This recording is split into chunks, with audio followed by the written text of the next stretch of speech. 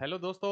मैं संदीप सुडा आपका हार्दिक स्वागत करता हूं आपके अपने YouTube channel Hindi with Sandeep Suda पे।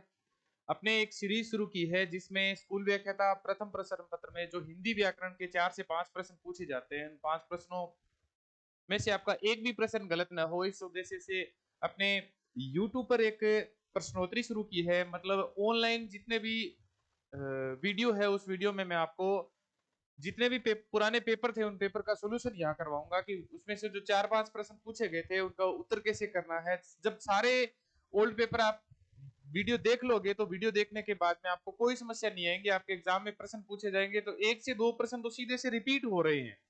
अभी 2 पेपर ही किए हैं, तीसरा पेपर है, आज तीसरी क्लास है, तो तीसरे पेपर में 2 से 3 प्रश्न तो रिपीट हो गए। तो जब सारे प्रश्न कर लेंगे, आज तक जितने भी आरपीएससी में स्कूल व्याख्याता में प्रश्न पूछे गए थे वो सारे प्रश्न अगर फर्स्ट पेपर वाले अपने कवर कर लेंगे तो हो सके तो अपने चारों के चारों सही हो जाएंगे। ठीक है, अभी जो अपने आज पेपर करेंगे उसमें 5 प्रश्न पूछे गए हैं स्कूल व्याख्याता में, हिंदी से संबंधित 5 प्रश्न। 4 तो व्याकरण के प्रश्न पूछे गए हैं, तो एक प्रश्न पूछा गया है प्रशासनिक शब्दावलियों से। तो चलो शुरू करते हैं आज का वीडियो। जितने भी साथी यूट्यूब पर देख रहे हैं वो सारे के सारे साथी एक बार इस वीडियो को शेयर कर देना भाई, ताकि ज्यादा से ज्यादा लोगों तक पहुंचे। इसका पूरा 360 डिग्री विश्लेषण कर दूंगा मैं कि इसमें प्रश्न पूछा गया है तो क्या होगा, इसका उत्तर क्या होगा, ये कौन सी भाषा का उपसर्ग है, या फिर ये कौन सा शब्द है, इसका अगर सही होता तो क्यों होता, अगर गलत है तो क्यों है। जैसे ये 26वां प्रश्न है। 26वां प्रश्न पूछा गया है कि किस शब्द में उपसर्ग का प्रयोग नहीं हुआ है। किस शब्द में उपसर्ग का प्रयोग नहीं हुआ है। एक शब्द तो है हम सफर, एक है हम उम्र, एक है हम लोग और एक है हम वतन। अब ये जो 4 ऑप्शन है, इन 4 ऑप्शनों में देखा जाए तो जैसे आपको बताया गया है कि कोई भी शब्द अगर पूछा जाए, तो कोई भी उपसर्ग से संबंधित पूछा जाए या कोई भी प्रत्यय से संबंधित पूछा जाए, तो पहले आपको उसमें मूल शब्द देखना है कि मूल शब्द कौन सा है। मूल शब्द देखोगे तो ऑटोमेटिक अपने जो सवाल है वो सही हो जाएगा। जैसे एक तो हम सफर, एक हम उम्र है। ये जैसे हम सफर है, हम उम्र है, एक ये हम लोग है, एक ये हम वतन है, एक ये हम वतन है। अब जब ये 4 ऑप्शन देख रहे हैं तो इसमें देखो, जैसे सफर के पहले लग रहा है हम का मतलब होता है समान। याद रख लेना, हम का मतलब क्या होता है, समान। ये कौन सी भाषा का उपसर्ग है, तो ये विदेशी भाषा का उपसर्ग है भाई। ये जो हम शब्द है ये कौन सी भाषा का उपसर्ग है, ये विदेशी भाषा का उपसर्ग है, याद रख लेना। आजकल प्रश्न पूछे जाते हैं, कहीं से कुछ भी बन सकता है। अगर पेपर में पूछा जाए ये हम शब्द है ये कौन सी भाषा का उपसर्ग है, तो ये विदेशी भाषा का उपसर्ग है। ठीक है ना। जैसे हम सफर है, जैसे हम उम्र है, तो हम उम्र, समान उम्र के लोग हम उम्र होते हैं, बराबर सफर करते हैं, समान सफर करते हैं, वो हम सफर होते हैं। एक ही वतन के होते हैं वो हम वतन होते हैं। ठीक है, लेकिन हम लोग यहां हम है, ये हम तो, ये जो यहां हम है ये तो सर्वनाम बन रहा है। यहां ये हम शब्द है ये तो क्या बन रहा है, सर्वनाम बन रहा है। इसके कारण इसमें उत्तर कौन सा हो जाएगा, तो इसमें उत्तर हो जाएगा ये वाला गलत है। हम लोग हैं तो हम लोग में कोई उपसर्ग नहीं है। मैं आपको विशेष तौर से बता रहा हूं कि ये जो हम लोग शब्द है ना, ये चारों के चारों उपसर्ग पूछे गए हैं। ये कम से कम 7 बार आरपीएससी के पेपर में रिपीट हो रहा है प्रश्न है ये जो हम वतन है, हम उम्र है, हम सफर है, हम लोग है, ये वाला प्रश्न है, ये आरपीएससी के 6-7 बार पेपर में रिपीट हुए हुआ प्रश्न है। इस वजह से आपको ये जो सीरीज करवा रहे हैं इसमें आपको रिपीट करवाऊंगा, तो हो सके तो आपके सीधे सीधे 2 प्रश्न तो सीधे ही आपके पूछे जा सकते हैं। हाँ जी, अपने दूसरा प्रश्न देखते हैं।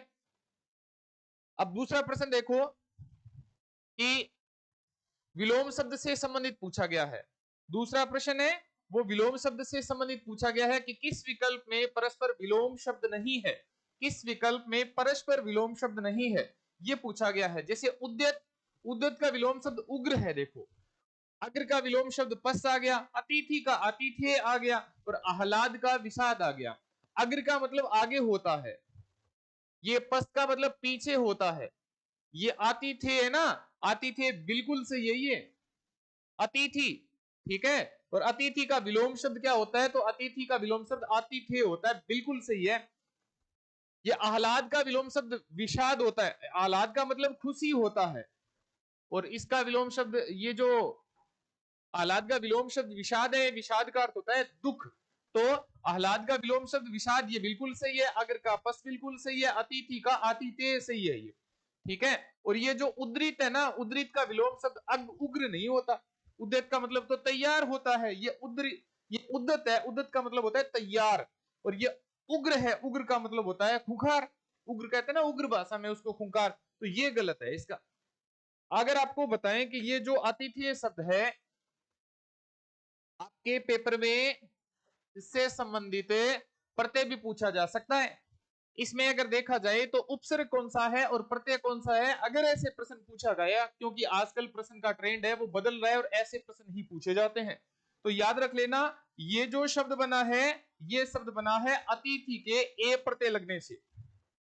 अतिथि के ए प्रत्यय लगने से अतिथि बना है, और ये अतिथि है, इसमें ए के तिथि लगने से ये अतिथि बना है। तो इसमें उपसर्ग कौन सा आ रहा है? तो उपसर्ग तो इसमें ए आ रहा है। और इसमें प्रत्यय कौन सा आ रहा है? तो इसमें प्रत्यय कौन सा आ रहा है? तो ए आ रहा है, ठीक है ना। इसमें प्रत्यय कौन सा आ रहा है? तो ए आ रहा है। इसमें उपसर्ग कौन सा आ रहा है? तो उपसर्ग आ रहा है इसमें ए, और इसमें प्रत्यय कौन सा आ रहा है? तो प्रत्यय कौन सा आ जाएगा? इसमें ए प्रत्यय आ रहा है। बहुत महत्वपूर्ण उदाहरण है ये। और ये अतिथि, ये किसका विलोम शब्द होता है? तो ये अतिथि का विलोम शब्द होता है। चलो अपने आगे बढ़ते हैं। अगला है कि इनमें से किस विकल्प के सभी शब्द शुद्ध है?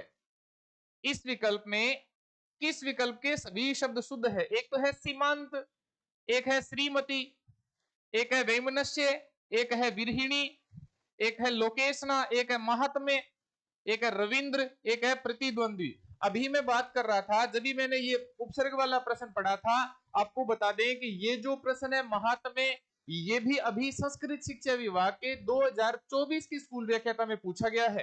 संस्कृत शिक्षा विभाग के 2024 के स्कूल व्याख्याता के प्रथम प्रश्न पत्र में पूछा गया है। तो मानो कि ये प्रश्न रिपीट हो रहे हैं।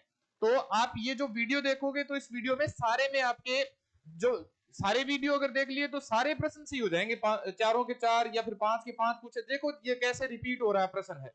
तो जैसे ये जो सीमांत है, श्रीमती है, वैमनस्य है, विरहिणी है, लोकेशना है, महात्म्य है, रविंद्र और प्रतिद्वंदी शब्द है ये। तो इसमें जैसे ये सीमांत है ना, ये सीमांत शुद्ध नहीं है। सीमांत और श्रीमती शब्द देखें तो सीमांत शब्द ये होता है भाई, और श्रीमती शब्द ये होता है जहां मती में ई की ध्वनि बड़ी आती है। सीमांत और श्रीमती दोनों शब्द ये शुद्ध है, ठीक है। अगर बात करें वैमनस्य और विरहिणी की, ये बिल्कुल सही है, ये दोनों के दोनों शुद्ध है। विमनस प्लस में ये प्रत्यय लगने से वैमनस्य बनता है, वीर है कि इणी प्रत्यय लगने से ये विरहिणी बनता है, बिल्कुल सही है ये। लोकेशना और महात्म्य, ये जो लोकेशना शब्द है, ये लोकेशना ऐसे बनता है, लोकेशना ऐसे लिखा जाता है। महात्म्य शब्द है उसको ऐसे लिखा जाता है, महात्म्य शब्द है इसको ऐसे लिखा जाता है। याद रखना लोकेशना शब्द आपके संधि में भी पूछा जाता है, और संधि में भी ये पूछा गया शब्द है। लोक प्लस में एशना से मिलकर ये लोकेशना बन रहा है। और इसमें कौन सी संधि हो रही है याद रखना, तो कौन सी संधि हो रही है? वृद्धि स्वर संधि हो रही है इसमें। अगर इसमें ये महात्म्य शब्द देखें तो महात्म्य ऐसे मानो आरपीएससी में कम से कम 50 बार पूछा गया है, ये महात्म्य शब्द है। ये जो महात्म्य है, इसका जो अगर इसका रूप देखें तो महात्मा के यह प्रत्यय लगने से महात्म्य बनता है ये। और ये जो महात्मा है, ये महा के आत्मा लगने से ये महात्मा बनता है। और इसमें कौन सी संधि हो रही है? तो इसमें दीर्घ स्वर संधि हो रही है भाई। इसमें कौन सी संधि हो रही है? तो इसमें दीर्घ स्वर संधि हो रही है। महात्म्य शब्द में कौन सा प्रत्यय लग रहा है? तो यह प्रत्यय लग रहा है। स्कूल व्याख्याता 2024 संस्कृत शिक्षा विभाग के प्रथम प्रश्न पत्र में यही प्रश्न रिपीट हुआ है। हाँ जी, अगला अपने देखते हैं रविंद्र और प्रतिद्वंद्वी शब्द है ये। रविंद्र और प्रतिद्वंद्वी, रविंद्र शब्द है, रविंद्र ऐसे लिखा जाता है भाई, और प्रतिद्वंद्वी ऐसे लिखा जाता है। ये बहुत बार रिपीट हुए वो प्रश्न है। ये जो रविंद्र शब्द है इसका संधि विच्छेद होता है रवि प्लस में इंद्र।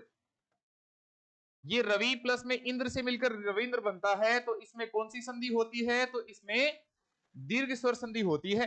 दीर्घ स्वर संधि के तहत रवि प्लस महेंद्र से मिलकर ये रविंद्र बन रहा है। ये प्रति उपसर्ग है, इसमें याद रख लेना, प्रति उपसर्ग है इसमें, ये द्वंद्वी है।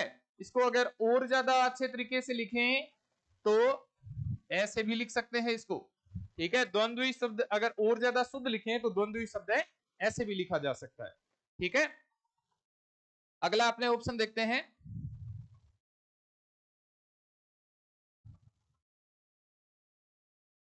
हाँ जी, इनमें से किस विकल्प का हिंदी समानार्थी शब्द है वो असंगत है? इसमें मेमोरेंडम का अर्थ होगा, मेमोरेंडम का अर्थ ज्ञापन होता है, सॉरी एक बार टेक्निकल मिस्टेक के कारण जो आगे की वीडियो में अगले वीडियो में बना दूंगा। मिलते हैं अगले वीडियो में, धन्यवाद।